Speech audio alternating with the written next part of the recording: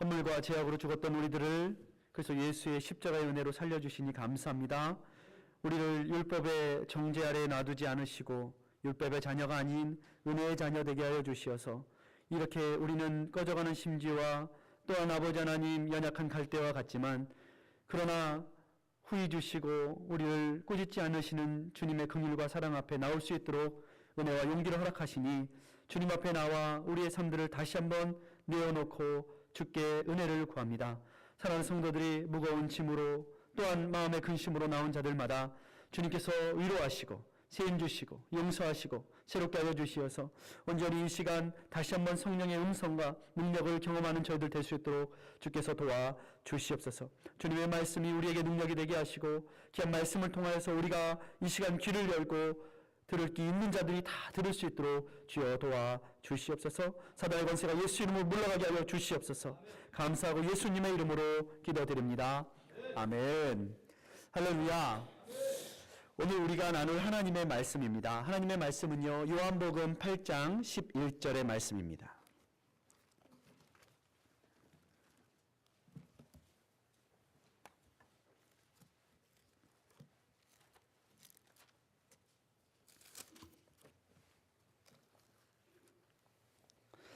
하나님의 말씀 요한복음 8장 11절 한 절 말씀인데요.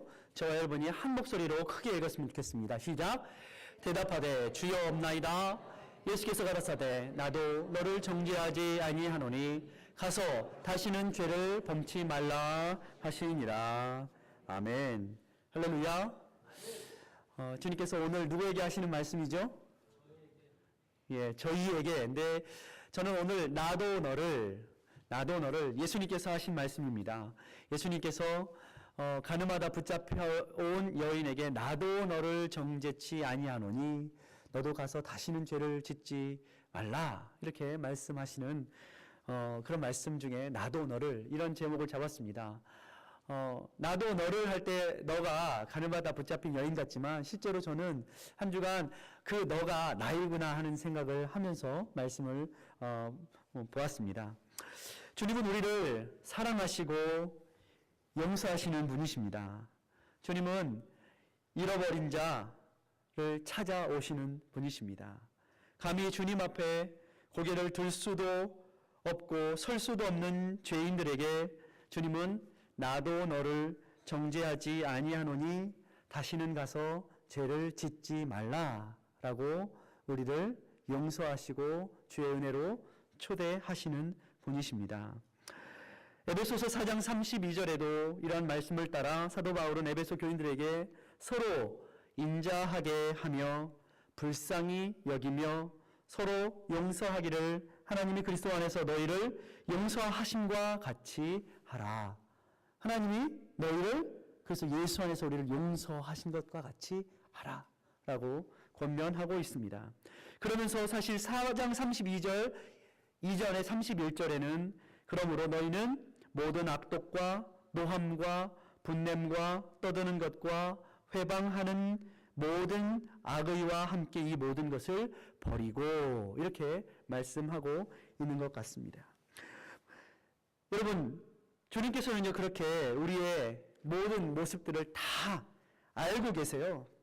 우리의 겉모습뿐만이 아니라 우리의 속사람까지도 속속들이 다 아시면서도 주님은 이 여인에게 따져 묻지 않으십니다. 너 왜 그랬냐? 너 왜 이렇게 했어? 이렇게 묻지 않으시는 거예요. 이것이 큰 은혜인 것 같습니다. 저는요, 이 예수님을 만나기 전에 제가 잘하는 게 두 가지 있었습니다. 첫 번째는 공부를 잘했습니다. 안 믿으시는군요. 근데 그보다 더 잘하는 것이 있었어요. 그것은 제가 싸움을 잘했습니다. 제가 중학교 때까지만 해도 싸움 대장은 아닐지라도 친구랑 싸워서 접은 적이 별로 없었던 것 같습니다. 왜 그랬나 제가 생각을 해보니까 가끔 저도 모르게 제가 알지 못하는 사이에 우리 반 친구들이 가끔 저와 옆에 있던 친구들이 눈탱이가 밤탱이가 다음날 돼서 오는 친구들이 있었습니다. 저한테 맞고. 안 믿으시는군요, 이것도. 지금은 좀 이렇게 새로워져서 제가 좀 착하게 생겼으니까 그러신 것 같은데, 제가 그랬던 것 같아요. 왜 그렇게 나는 왜 중학교 때까지만 돼도 왜 그렇게 잘 싸웠을까 생각을 해보니까 제 안에 그런 마음이 있었던 것 같아요. 이 삶의, 그러니까 삶이라고 하니까 좀 이상하죠, 중학생이. 예. 그러니까 아버지가 어떤 사람들에게 이렇게, 사기를 당해가지고 막 집안이 어려워지고 힘들고 그러니까 아버지는 왜 법대로 가가지고 그 사람들 혼내주고 해주지 왜 식구들이 이렇게 힘들고 어렵게 살게 하면서 아버지는 그 사람들만 좋은 일 시키면서 그럴까, 이런 마음에 좀 분노가 있었던 것 같아요. 이런 마음이 있다 보니까 어때요? 친구들 만나면 어때요? 싸우는 거예요. 그런 것들이 이렇게 나타났던 것 같아요. 근데 예수님을 만나고 나서 제가 새 사람이 되지 않았겠습니까? 예수님을 만나고 나서는 친구들이랑 제가 중학교 2학년 말 정도에 예수님을 만나고 예수님 인격적으로 만나고 3학년 정도 됐는데 친구들이 만나면 뭔가 이렇게 저를 막 와서 건들고 이러면 옛날 같으면 주먹부터 먼저 나갔을 텐데 그러지 않고 예수님을 만나니까 제가 싸우지 않고 어때요? 제 눈에서 눈물이 먼저 나는 거예요. 싸우려고 그러면. 여러분, 그런데 여러분 아시잖아요. 어렸을 때 싸우다가 코피 먼저 나면 누가 지는 거예요? 코피 난 사람이 먼저 지는 거잖아요. 근데 누구랑 싸우려고만 하면 눈물이 나오니 어떻게 제가 이깁니까? 그렇잖아요? 근데 그게 참 하나님의 은혜 아닙니까? 제가 한 20몇 살 돼가지고 친구들의 이제 고향이 저는 대전이지 않습니까? 대전에 가서 중학교 친구들의 소식들을 몇 명 들었습니다. 근데 그 당시에 저랑 싸우면서 저한테 주워 터지고 얻어 터지고 다닌 친구들이 대전에 가면 유성에 가면 유성이 뭔로 유명하죠? 온천으로 유명하지 않습니까? 온천으로만 유명한 게 아니라 대전에 가면 리베라 호텔이라고 유명합니다.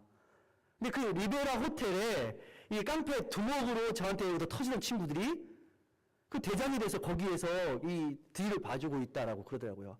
그런 친구들이 실명을 거론해서 미안하지만 형석이, 민철이, 현수 이런 친구들이 있었어요. 예?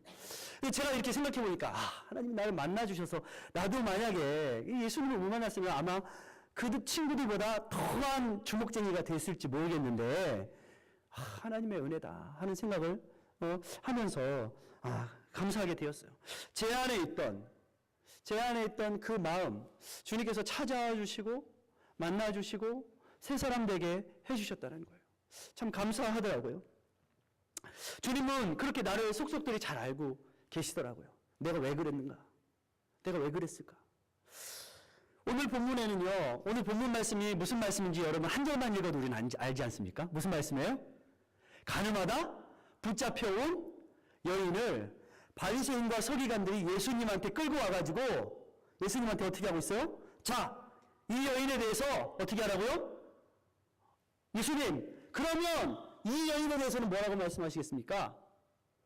예수님, 그동안에 당신이 이렇게 병자들도 살려주고 고쳐주고 문둥병자도 38년 된 병자도 사마리아 여인도 중풍병자도 다 고쳐주고 안식일을 범하서까지도 고쳐주고 하면서 그랬는데 그렇다면 이 현장에서 붙잡힌 이 여인에게까지도 그러면 당신 뭐라고 말하겠습니까? 고쳐주겠습니까? 용서해주겠습니까? 뭐라고 말하겠습니까? 여러분, 이 여인은요 큰 죄를 저질렀어요.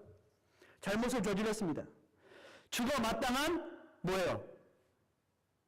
여러분 착해서 그런 말을 모르겠지만 저는 죽어 마땅한 미연이라고 할 수 있는 거예요. 사람들이 그렇게 생각하지 않았겠습니까? 여러분 중에 우리가 이거 뭐 예수님이 용서 이렇게 뭐 말씀하시니까 우리가 너무 쉽게 용서 이런 말을 떠올리지만 여러분 용서가 쉽습니까?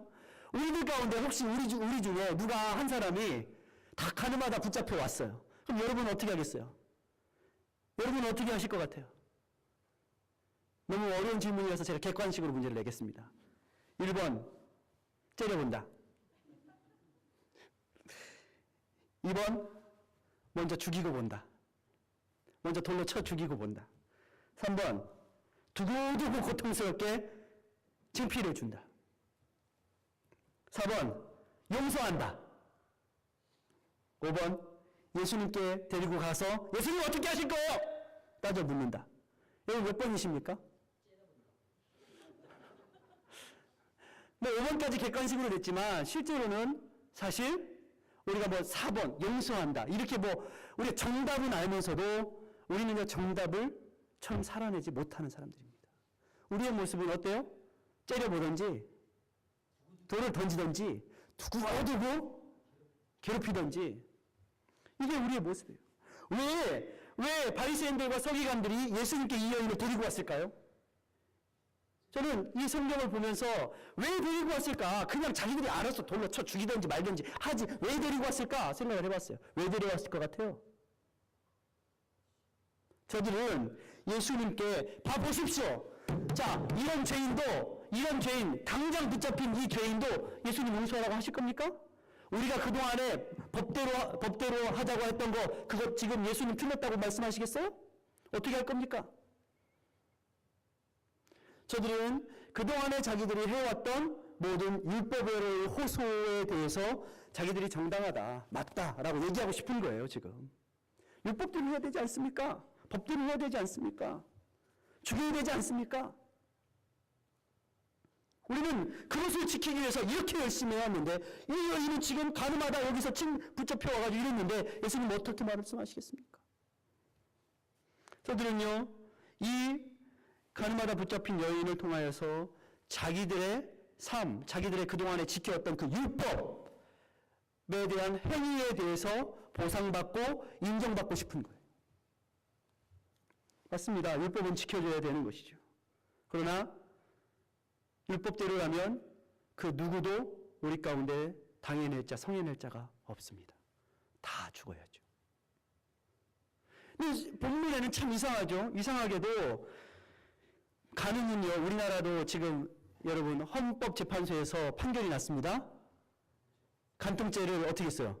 없애버렸어요. 근데요, 간통 혼자 합니까? 혼자 해요? 누구랑 해요? 같이 하죠. 그런데요, 여기 보니까 여인만 끌고 왔어요. 여인만. 남자는 어디로 도망가 버렸고. 무슨 뜻입니까? 참 이상해요. 당시에 힘없고 약자인 여자만 데려다가 어떻게 해요? 여기다 고소하고 있는 거예요, 예수님한테. 그런데 당시에 힘있고 이리 빠지고 저리 빠지고 할 수 있는 강자의 입장에서는 어떻게 해요? 남자는 어디론가 도망가 버리고 말았어요. 이 간음이 혼자 하는 것이 아닌데 불쌍한 여인, 힘없는 여인만 붙잡혀가지고 지금 돌에 맞아 죽게 생겼죠. 그러면서 저는 깨닫게 되고 알게 된 것은 모든 사람들의 관심은 본능적인 관심과 기준은 뭐예요? 예수님께 찾아와서 부자 청년이 뭐라고 말해요? 주님, 제가 무엇을 하여야 영생을 얻으리까? 예수님께 자꾸 얘기하고 있는 거예요. 바리새인들도 우리가 이렇게 했습니다. 이렇게 많이 율법을 지켰습니다. 그런데 이 율법을 안 지키고 간음한 이 여인도 지금 살리라고 하시겠습니까? 자, 38년 된 병자도 살리라고 하시겠습니까? 중풍병자, 문둥병자 고쳐줘야 합니까? 저런 사람들하고 우리하고 어떻게 같이 있으라고 지금 하십니까? 대답해 보십시오. 예수님께 묻고 있는 거예요. 여러분도 대답을 잘 못하셨죠? 용서한다? 우리는 용서 잘 못해요. 우리 마음속에는 왜 용서를 못하냐? 나는 그 정도는 아니야 라고 생각하기 때문에 그래요. 사람들의 관심은 그래서 자꾸 천국의 법, 은혜의 법보다는 행동의 법, 내가 무엇을 했느냐에 자꾸 호소를 합니다. 그래서 부자 청년도 예수님께 와서 내가 무엇을 하여야 영생을 얻으리까? 무엇을 해야지 영생을 얻는다고 자꾸 묻고 있어요. 그런데 주님께서는 무엇을 해야 영생을 얻는 것이 아니라 하나님의 보내신 아들을 믿는 것이 하나님의 일이다라고 말씀하십니다. 여러분, 주님을 믿으십시오. 예수 그리스도의 은혜의 법을 믿으십시오. 우리가 행위로 구원받는 것이 아닙니다. 어떤 일을 하는 것이 하나님의 일이라고 생각하지 마시고 우리가 하나님 안에서 하나님의 자녀가 되는 것, 예수님을 믿는 것, 그것이 진짜 하나님의 일의 시작인 것을 우리가 깨달을 때, 거듭날 때에 진정 하나님은 일하시기 시작하십니다. 의의 기준, 천국의 기준, 교회의 기준은 무엇인가 우리가 했기 때문의 기준이 아니라 예수 그리스도의 은혜의 기준이어야 합니다.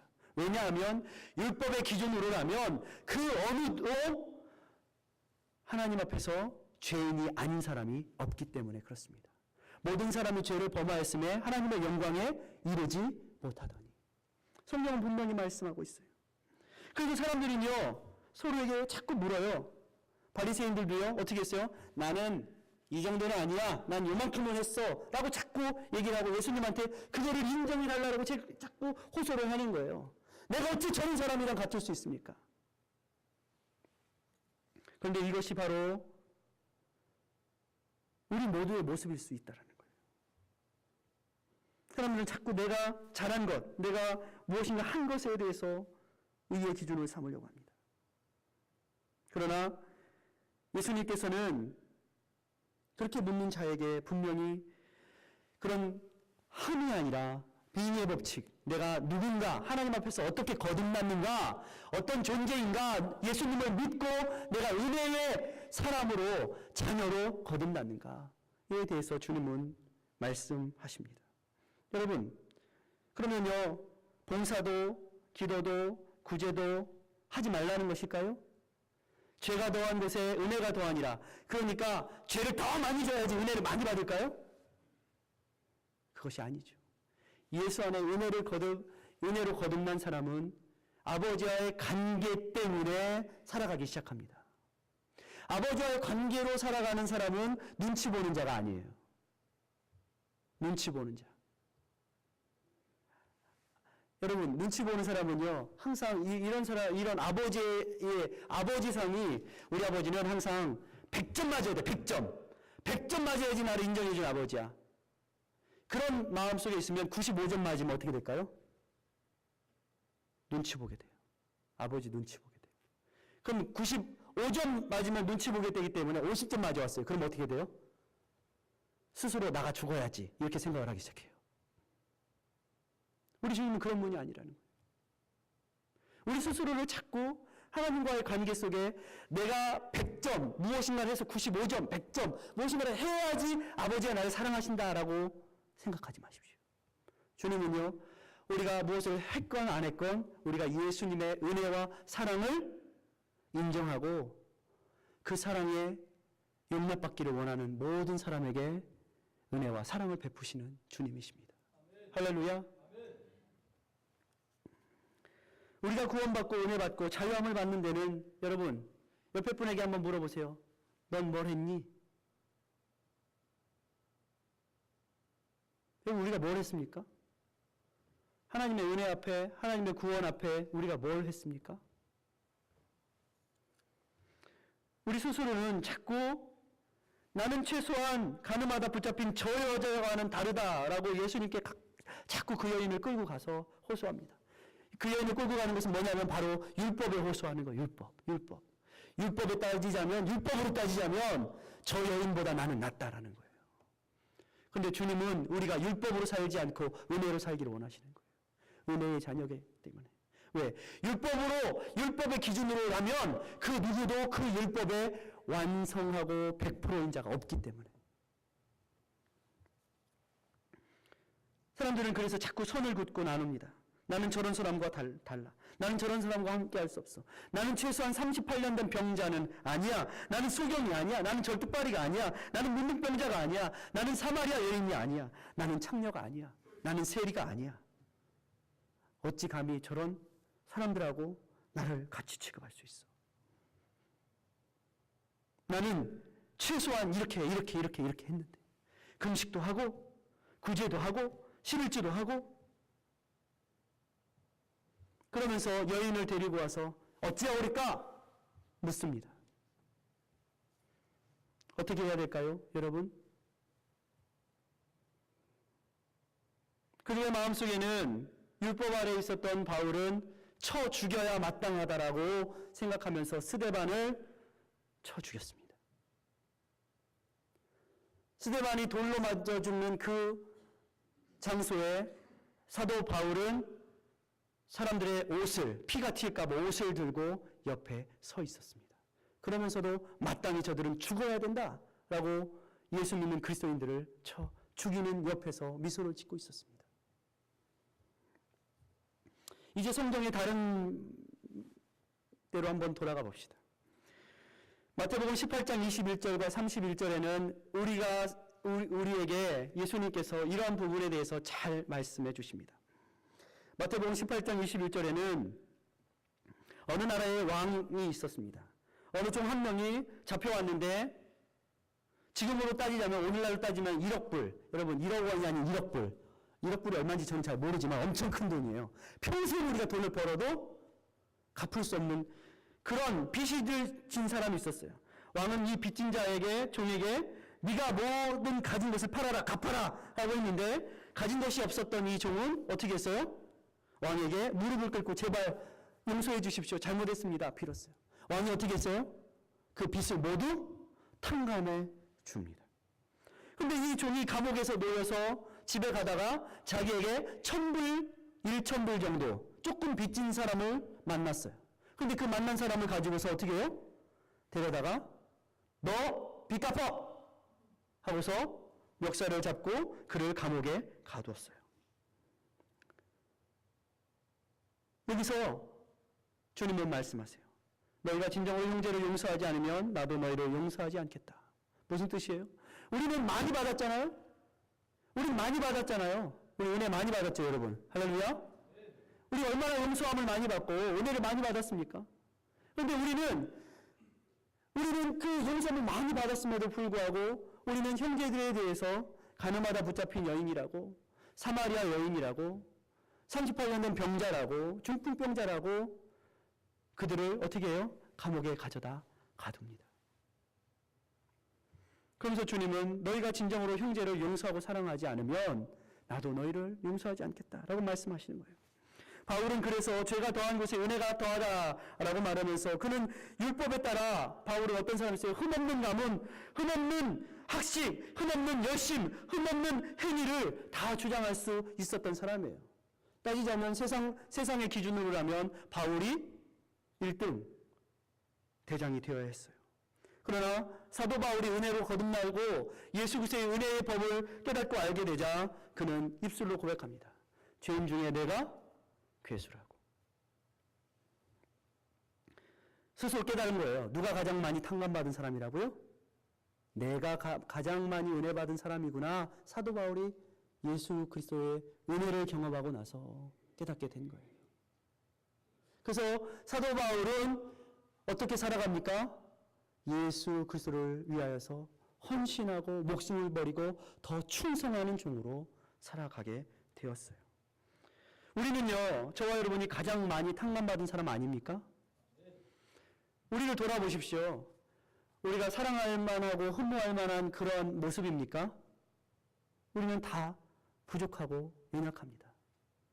여러분, 내가 제일 잘하는 것 같지만 잘하지 못하는 부분들이 우리는 많이 있습니다. 율법대로라면 어때요? 율법대로라면 교회의 기준으로 하면 여러분 새벽 기도도 해야죠. 수요예배도 해야죠. 주일 예배도 꼬박꼬박 나와야 되죠. 성경 공부 꼬박꼬박 해야 되죠. 예? 뭐 감사 생활도 해야 되죠. 봉사도 해야 되죠. 여러분 다 잘하세요? 나는 100% 잘한다. 법대로라면 우리는요 하나님 앞에 설 수가 없어요. 그러나 주님은요 우리가 자녀이기 때문에 우리가 50점짜리든 60점짜리든 사랑하세요. 우리를 오라 하세요. 왜요? 사랑하는 관계이기 때문에. 그런데 우리가 예수님 앞에 나는 60점밖에 못 받아 하고서 눈치를 보기 시작하면 그거는 아버지를 오해하는 거예요. 아버지의 마음을. 100점 맞았을 때는 자신이 있는데 95점 맞으면 눈치를 보기 시작하는 거예요. 여러분, 그래서 가인이 누구를 죽여요? 아벨을 죽이지 않습니까? 가인이 왜 아벨을 죽였을까요? 아버지 하나님과의 눈을 맞추는 것보다는 옆을 바라보기 정신없었어요.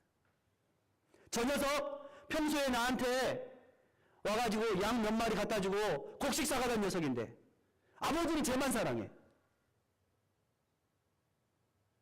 아버지 앞에서는 말 못했는데 뒤로 가서 동생을 쳐 죽였어요. 여러분, 우리는 가장 많이 탕감받은 하나님의 탕자와 같은 자들입니다. 우리는 가장 축복받았습니다. 우리가 그렇다면 형제가 가진 조금의 빚을 갚으라고 어떻게 해야 돼요? 목을 비틀고 있지 않는가? 우리 자신을, 나 자신을 살펴봐야 돼요. 형제의 눈에 있는 티끌을 꺼내려고 부직갱이를 들고 있지 않는가? 하나님께서 나에게 건강도, 사업도, 축복도, 자녀의 형통도 주셨어요. 우리는 많이 받았어요. 그런데 우리는 가난한 자, 어쩔 수 없는 자, 형제자매의 연약함을 보면서 저 여인은 죄는 가늠하다 붙잡혔으니 죽여야 돼 라고 말하고 있지 않는가? 우리 스스로에게 물어봐야 돼요. 우리는 스스로 가늠하다 붙잡힌 여자가 아닌 가늠하다 도망간 남자이면서 누가 더 나빠요? 똑같지 뭘요? 가늠하다 도망간 그 남자는 더 비겁하지 않겠습니까? 그런데 사실 우리를 살펴보면 우리의 모습이 그렇다는 거예요. 우리도 따지고 보면 우리 스스로 속으로 깊이 살펴보면 우리는요 늘 어때요? 이쪽 저쪽으로 어떻게 해요? 양다리를 걸치고 가이사의 법과 하나님의 법 사이에서 어떻게 해요? 양다리를 늘 걸치는 거예요. 가이사에게 바칠 것을 가이사에게 바치라 할 때는 어떻게 세상의 법칙에 가이사의 법에 우리가 순종을 하느냐? 하나님께 순종을 해야지 하면서 어떻게 해요? 가이사한테 바칠 걸 안 바쳐요. 그럼 또 하나님께 잘 바치느냐? 또 그것도 아니에요. 우리는 늘 그렇게 내가 유리한 쪽으로 인생을 해석하면서 살아가요. 그게 우리의 인간의 모습이라는 거예요. 그러나 아버지는 그것까지도 알고 계시고 사랑하시는 분이세요. 우리의 연약함. 그래서 예수님은 우리를 정죄하러 오신 것이 아니라 잃어버린 자를 찾아 구원하러 오셨다라고 분명히 성경에는 말씀하고 있어요. 마태복음 5장 14절에 너희가 사람의 과실을 용서하면 너희 천부께서도 너희 과실을 용서하시려니와 너희가 사람의 과실을 용서하지 아니하면 너희 아버지께서도 너희 과실을 용서하시지 않으시리라. 사람은요 자꾸 은혜의 사람들을 은혜가 아닌 율법에 자꾸 우리 자신을 맡기고 호소하게 자꾸 만들어요. 율법에 호소하면 우리는요 늘 좌절에 빠질 수밖에 없어요. 왜? 내가 한 것이 없기 때문에. 그리고 율법에 호소하면 우리는 항상 우리가 조금 뭘 하면 또 어때요? 교만해지고 우리가 좀 못하면 어때요? 디프레스에 빠지고 이렇게 우리를 자꾸 시소를 타게 만든단 말이죠. 그런데 복음의 진리 안에 은혜 가운데 거하면 우리는 연약하지만 부족하지만 아버지와의 관계 때문에 그것이 중요한 것이 아니라 아버지와의 관계 이것을 변함없는 사랑이다 라는 기초 위에 든든히 서게 되는 것입니다. 그래서 우리는 무엇인가 행위에 호소하지 않게 되고 우리는 은혜에 사랑에 늘 호소하게 되는 거예요. 그래서 주님 앞에 나올 때도 주의 사랑에 감격해서 나올 수 있는 담력을 얻게 되는 거예요. 여러분, 법을 무시해야 합니까? 저는 여러분을 누군가를 길티하게 만들고 법을 무시하자고 말씀드리는 것이 아니에요. 오히려 성경의 법은, 하나님의 법은, 새로운 계명은 우리가 기준으로 삼았던 그것보다 훨씬 더 높은 기준을 요구합니다. 그것은 무엇이죠? 하나님을 사랑하라는 법이에요. 사랑하면 어때요? 하나님과의 관계가 회복되면 주님을 위해서 아버지를 더 기쁘게 해드릴까? 늘 마음에 자기 자신을 살피게 되어 있어요. 어떻게 하면 아버지를 기쁘게 해드릴까? 누가 하니까? 동생이 하니까? 나도 해야지. 동생이 안 하니까 나도 안 해야지. 이런 눈치 보는 아들이 아니라 아버지와의 나와의 관계 속에서 아버지를 동생은 어찌됐건 집을 나갔건 집을 들어갔건 나는 아버지를 기쁘게 해드려야지 하는 관계가 있게 되는 거예요. 하나님의 법이 무시되어야 되는 것이 아니라 하나님의 그 원래 주셨던 그 법이 더 아름답고 귀하게 구현되고 실현되어야 된다는 것을 주님은 우리에게 말씀하시면서 너희가 죄 없는 자가 돌로 치라. 뭐라고 말씀하세요? 한 모든 사람들이 다 돌아갔다고 그랬어요. 주님께서 우리에게 말씀하셨어요. 나도 너를 정죄치 아니하노니. 주님은 우리를 정죄치 않으십니다. 할렐루야. 이것이 큰 은혜입니다. 우리가 주님 앞에 나올 수 있는 이유가 여기에 있습니다. 법대로 하자면 그 따지는 사람부터 먼저 정죄받고 죽어야 하지만 주님은 법이 아닌 은혜의 법칙으로 우리를 자유케 하십니다. 생명의 성령의 법으로 거듭나게 하십니다. 그렇게 살아가라고 너희도 서로 용서하고 용납하라고 우리에게 진정한 나눔과 용서를 길을 열어주십니다. 마태복음은 비판을 받지 아니하려거든 비판하지 말라. 형제를 헤아리는 그 헤아림으로 너희가 헤아림을 받을 것이요. 우리가 헤아리는 그 법칙이 이루라면 나도 그 헤아림으로 받아야 되지 않습니까? 그렇다면 어떻게 하시겠어요? 여러분, 드러나서 가늠한 이 여인 붙잡혀왔지만 여러분, 예수님은 새로운 법을 주셨어요. 속으로 음욕을 품는 자마다 다 가늠한 자니. 이 법은 어떻게 하시겠습니까? 이 법을 극복하고 이겨내려면 주님을 사랑하는 법으로밖에 이것을 이겨낼 수가 없는 것입니다.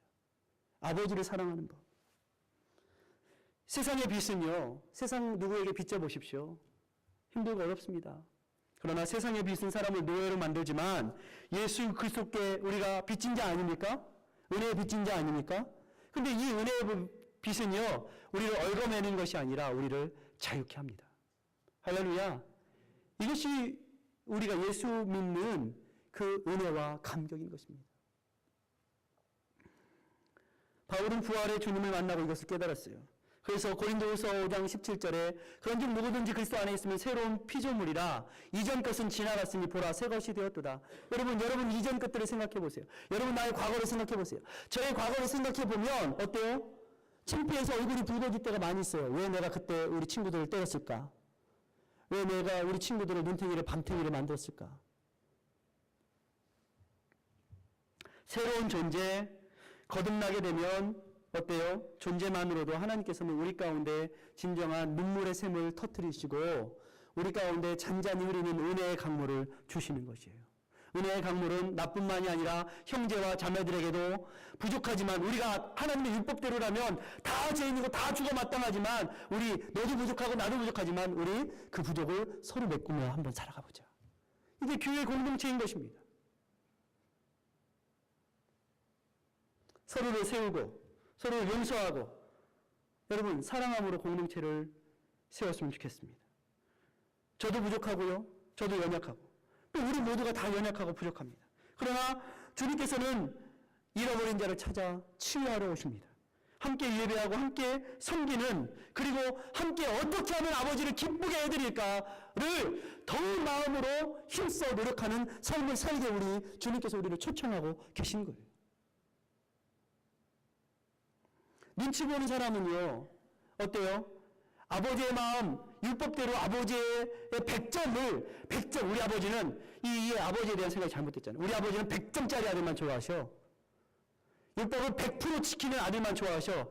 이런 왜곡된 생각은 누가 주는 것이죠? 사탄이 주는 거예요. 왜? 사탄은요 율법에 사람을 자꾸 고소하거든요. 너 이거 했어?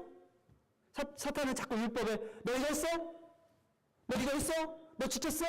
사탄은 자꾸 율법으로 사람을 고소합니다. 그런데 아버지는요 율법이 아니라 은혜로 우리를 받아주십니다. 우리가 자꾸 우리 마음속에 율법대로라면 우리는요 100점이 아니면 항상 95점만 맞아도 눈치 보게 되어 있어요. 근데 95점 맞던 아들이 50점 맞아보세요. 그러면은 눈치를 보다 말고 어떻게 할까요? 나 앞으로 시험 안 봐! 안 해! 이렇게 해버린단 말이죠. 왜곡된 관계 때문에. 여러분 50점 맞아도 살아야 하는 게 인생입니다. 40점 맞아도 우리가 아버지께 달려가야 하는 게 우리의 신자로서 성도로서의 삶입니다. 할렐루야. 이 여인 어떻게 했어요? 가늠하다 붙잡혀온 여인 자기 몇 점짜리라고 생각할까요? 제 생각에는 자기 빵점이라고 생각했을 것 같아요. 아니 빵점이라도 됐으면 좋겠다. 마이너스다 라고 생각하고 오지 않았을까요? 그런데 우리는 걸리지만 않았지 우리는 같이 가늠하다가 도망가 놓고 자기는 나는 괜찮아. 걸리지 않았기 때문에 난 괜찮아. 난 100점이라고 착각하고 있는 거예요.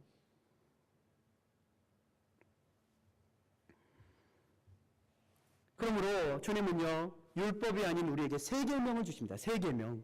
믿음의 사람, 은혜의 사람들은 율법이 아니라 새 계명으로 살아가야 된다. 새 계명을 주노니 너희가 서로 사랑하라. 내가 너희를 서로 사랑한 것 같이 너희도 서로 사랑하라. 너희가 서로 사랑하면 너희가 나의 제자인 줄 사람들이 알리라. 그래서 제자인 줄이라는 말은 나의 아들인 줄, 나의 딸인 줄 사람들이 알리라.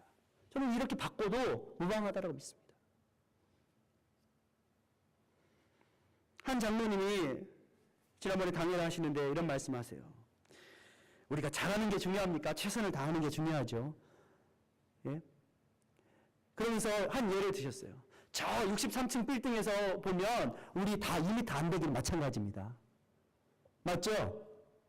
예? 우리는 다 하나님 보시기에 다 2m 안 되기 마찬가지예요. 제가 평소에 그 장로님보다 조금 큰 것 같아가지고 속으로 내가 장로님보다 큰데 이런 생각을 했는데 생각해보니까 어때요? 다 50보, 100보인 거예요. 우리의 모습이. 제 마음속에 열등감이 있으니까 내 안에 저도 키가 작지 않습니까? 그 키가 작으니까 내 안에도 그런 비교의식이 있는 거예요. 비교의식, 열등의식이 있는 거예요. 그래서 늘 저는 어때요? 나보다 조금 작은 사람이 내가 그래도 크지. 그런데 제가 저 방송실에 계신 집사님 같은 분을 만나면 어때요? 은맥이 죽어. 고개를 들 수가 없지 않겠습니까? 근데 주님은 우리를 키가 크던 작던 우리가 하나님의 자녀로서 열심히 살자. 이걸 기준으로 바꾸셨다는 거예요. 바꾸셨다는 거예요. 자, 여러분, 이렇게 우리의 기준이 영생의 기준, 은혜의 기준으로 바뀌면 우리는 율법을 따라 무엇을 했어 안 했어가 아니라 바로 예수님의 사랑과 은혜 때문에 오늘 나는 잘하지 못하지만 나는 부족하지만 나는 주님 앞에 최선을 다하고 있어. 누구에게 신경을 쓸까요? 나 자신을 돌아보는 삶으로 변화된 거예요. 내가 잘하지는 않지만 하나님 앞에 정직하게 진실하게 살고 있어. 하나님의 은혜가 기준이 되고 하나님의 사랑이 기준이 돼요. 진리와 생명은 그렇게 낮은 곳으로 임하는 거예요. 로마서 5장 8절에는 우리가 아직 죄인 되었을 때 그리스도께서 우리를 위하여 죽으심으로 하나님께서 우리에게 대한 자신의 사랑을 확증하셨으니 이렇게 말씀하고 있어요. 저는 오늘 말씀을 마치면서 시 한 편을 읽고 여러분 말씀을 마치고자 합니다. 새롭게 시작함이라는 시입니다. 캐들린 힐러라는 사람이 이런 시를 썼어요. 선생님이었던 것 같아요, 이 사람이. 그래서 한 학생과의 대화 속에서 이런 말을 하고 있어요. 그는 떨리는 입술로 나의 책상에 왔다. 공부는 모두 마쳤는데요. 선생님, 저에게 새 이파리 하나 더 주실 수 있으세요? 제가 이것을 다 망쳐버렸어요. 나는 때묻고 더러워진 그의 이파리를 받고 그에게 때가 하나도 묻지 않은 새 것을 주었다. 그리고 그의 지친 마음속을 향해 나는 미소를 지었다. 이제 더 잘해봐, 얘야. 나는 떨리는 마음으로 보좌로 나아갔다. 모든 것이 끝났다. 아마 제가 볼 때는 이것이 하나님 앞에 인생을 마치고 하나님의 보좌 앞에 나갔던 그런 이야기인 것 같아요. 주님, 제게 새 날을 주시겠습니까? 저번 것을 다 망쳐버렸습니다. 그는 때묻고 더러워진 날들을 가져가고 그리고 내게 새로운 날, 때가 하나도 묻지 않은 날을 주었다. 내 지친 마음을 향해 그는 미소 지었다. 얘야, 이제 좀 더 잘해봐, 얘야. 여러분, 주님은 우리를 응원하십니다. 그리고 주님은 여러분에게 새 것을 주십니다. 이전 것은 지나갔습니다. 보라, 새 것이 되었습니다. 기도하겠습니다. 은혜의 주님, 감사합니다. 우리가 그 사랑과 은혜로 율법의 법칙이 아닌 은혜와 성령의 법으로 새날을 맞이하고 새로운 존재로서의 삶을 살아가는 저희들이 될 수 있도록 주여 도와주시옵소서. 우리가 서로 사랑하고 용서하고 하나 되고 서로의 연약함과 부족함을 메꾸고 나누는 믿음의 공동체가 될 수 있도록 주여 도와주시옵소서. 우리가 아버지에게 눈치 보는 자녀가 아니라 아버지를 어떻게 하면 기쁘게 해드릴까 우리의 마음과 정성을 쏟는 하나님의 자녀들이 다 되게 도와주시옵소서. 예수님의 이름으로 기도드립니다. 아멘.